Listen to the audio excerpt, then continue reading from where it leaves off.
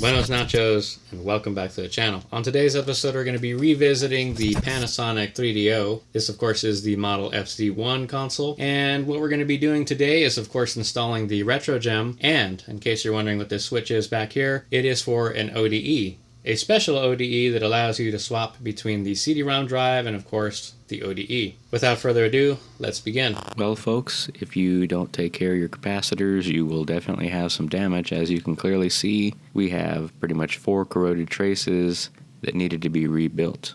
So replace those capacitors. Long story short, the console was automatically powering on as soon as you plugged it in to the electrical outlet. And so if this trace was corroded and not connected to pin 2 on the power switch, it would cause the console to automatically power on as if it were haunted.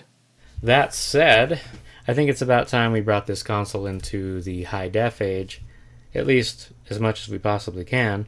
So we're going to install a Retro GEM onto this console. And in case you were not wondering, I've already recapped this 3DO board. Alright, so how are we going to position this thing here?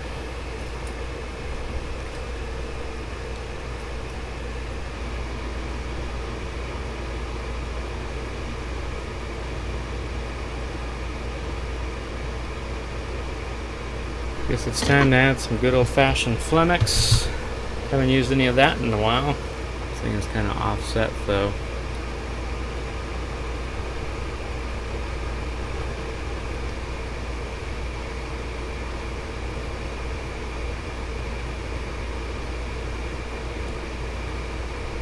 Well, let's get this side tacked down and then we'll make our final adjustment on the other side.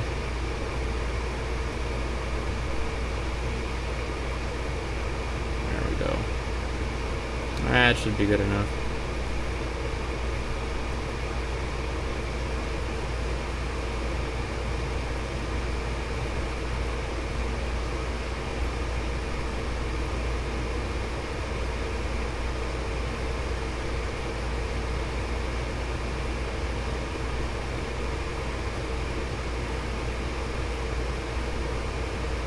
Well, let's go ahead and get some flux going. I wasn't planning on using a lot, but, well, gotta get rid of it. And in case you're wondering, I'm using the Hakko FX-951 using 450C and non-leaded solder, which is ROHS compliant.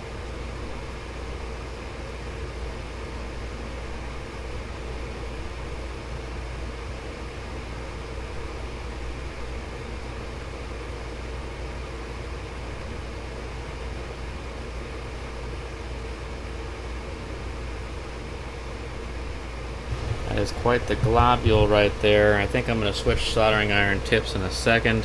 We'll go ahead and remove the excess solder.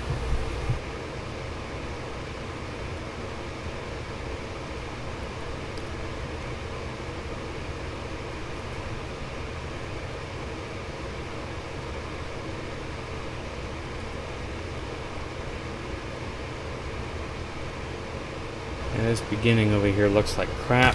Go ahead and add some flux to it.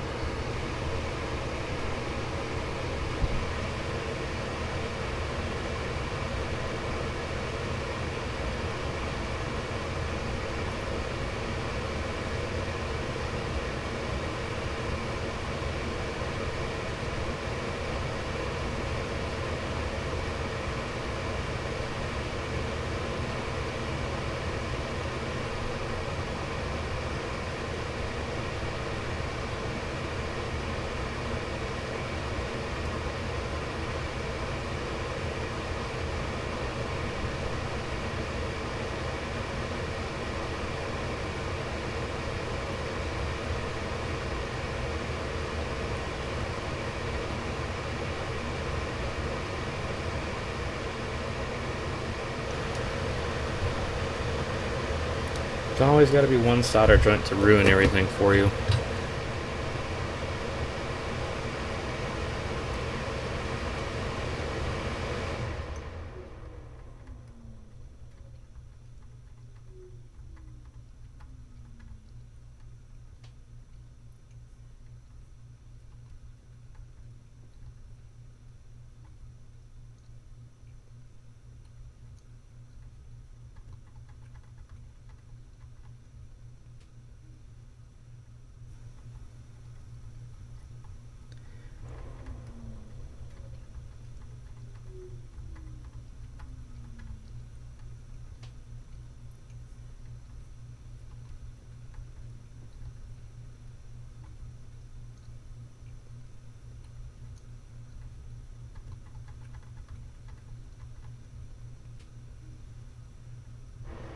Yeah, I guess that'll do.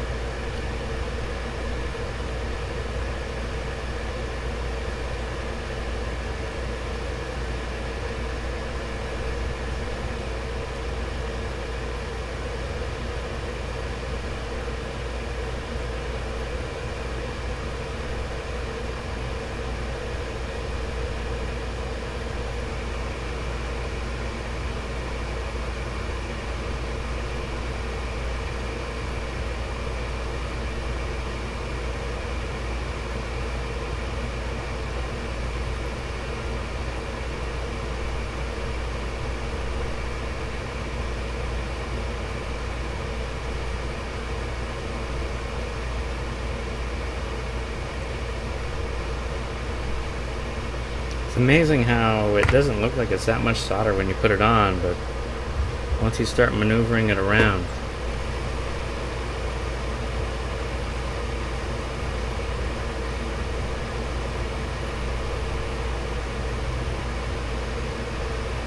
I'm sure they're connected, it just doesn't look good enough for me.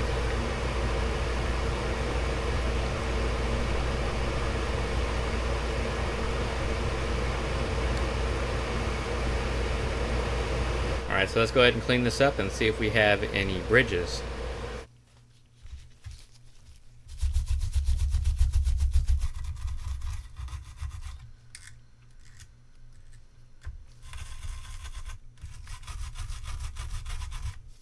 Well, that soldering joint over there doesn't look the greatest, that's for sure. This one right here. All we've done is smeared around the flux. Let's go ahead and clean that up a little bit more. That looks decent. Let's go ahead and make sure we do not have any bridges. It looks good, just can't really tell. See, because right there it looks like there's a bridge of some sort. The tiniest of spots. It probably was nothing, but why chance it, right? I really dislike how these came out, but I'm certain they're connected. And the next thing we have to do is set up our 3 volts here. So let's go ahead and prep this board.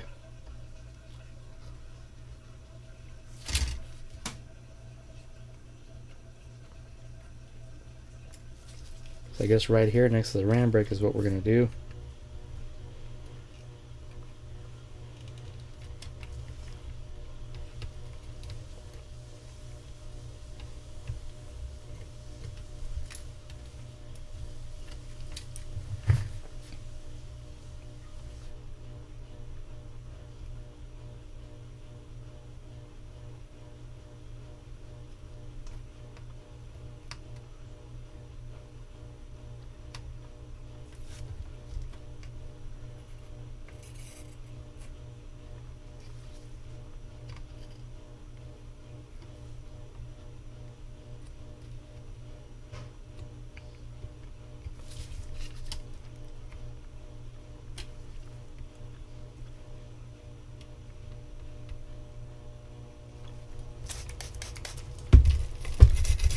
And we'll go ahead and clean this up a little bit.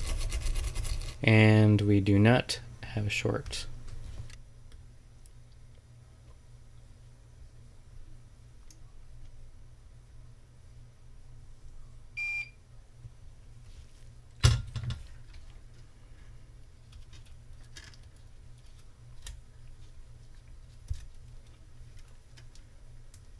You want to try your best to keep it away from this screw hole right here. And now would be a good time as any to set the jumpers for our Retro GEM board. We had this thing set for PlayStation 2, that way we could easily update it. So it looks like we've already have most of the jumpers set. G, J, and K need to be set, so just 2 more.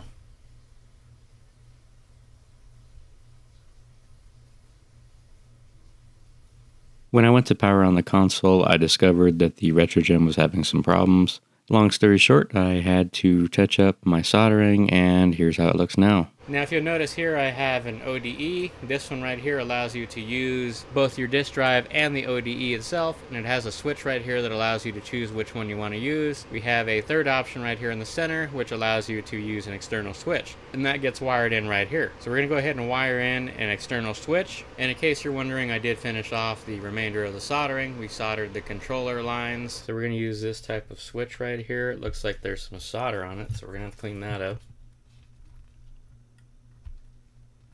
Yeah, it looks like that'll do it. Let's go ahead and make sure these fit now. Yep.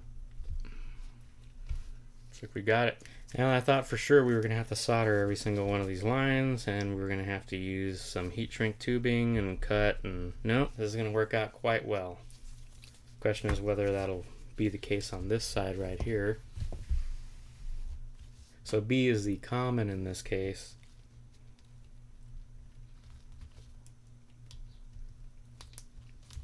We don't want to get too far ahead of ourselves as we still need to finish up the mounting hardware for the Retro GEM. So I'll go ahead and do that off camera, and then we'll go ahead and hook up this drive and see how it works. So there's our setup. It probably would be best to actually try out a drive before we do any drilling. So we'll go ahead and try out a drive first and connect it to this setup here and make sure everything's working. And it's apparently quite the rarity these days, but I do have a working disk drive. Put that down there to shield it, and let's go ahead and get our controller hooked up.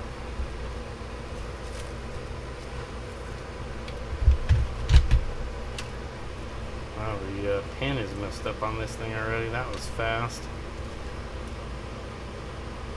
Now if it doesn't work first try, we'll know why.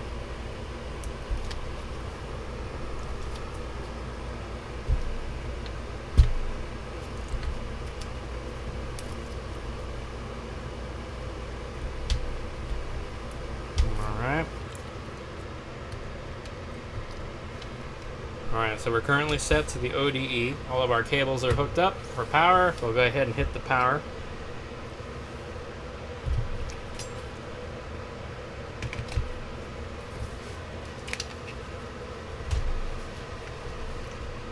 And there you have our ODE. And as you can see, our ODE is running. So we're using we're going to be playing the good Doom here, the one that's been optimized. This is actually pretty new.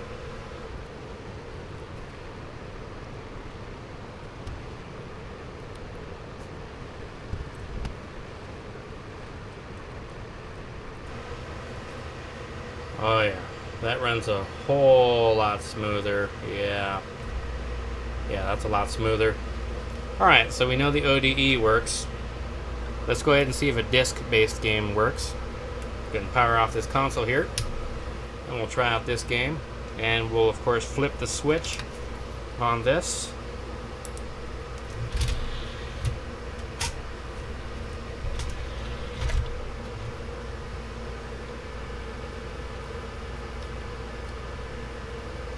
And amazingly enough, that ribbon did not ruin our day, because as you can clearly see, the game is loading and it is running.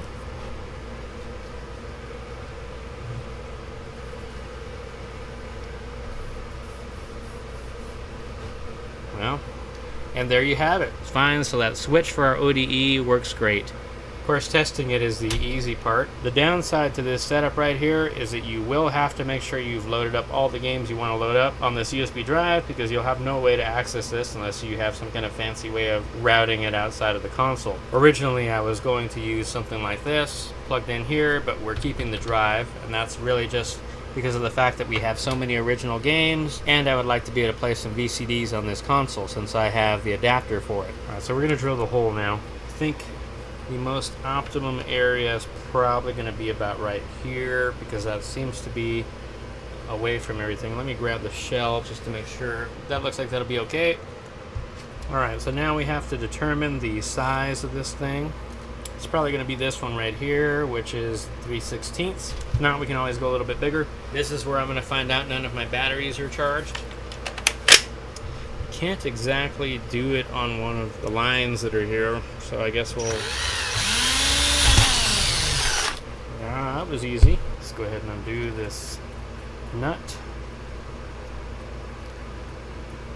And this watcho here. And that is not big enough, just barely. So we're gonna have to go ahead and go with one size larger. So we're gonna try this one right here. Something 30 seconds, 30 seconds. Hopefully it doesn't make a mess in here with all that drywall. And we only need to kind of ream it out a little bit so it's not that big of a deal. There we go. See if we can get in there now. And no. Can you believe it? I guess this thing's gonna force me into using the 1564 as in Nintendo 64. Everyone hates Nintendo these days. Is it finally happening? Are we finally there? Nope. I knew I should have gone with the 1/4. Watch that end up being too small. Oh man.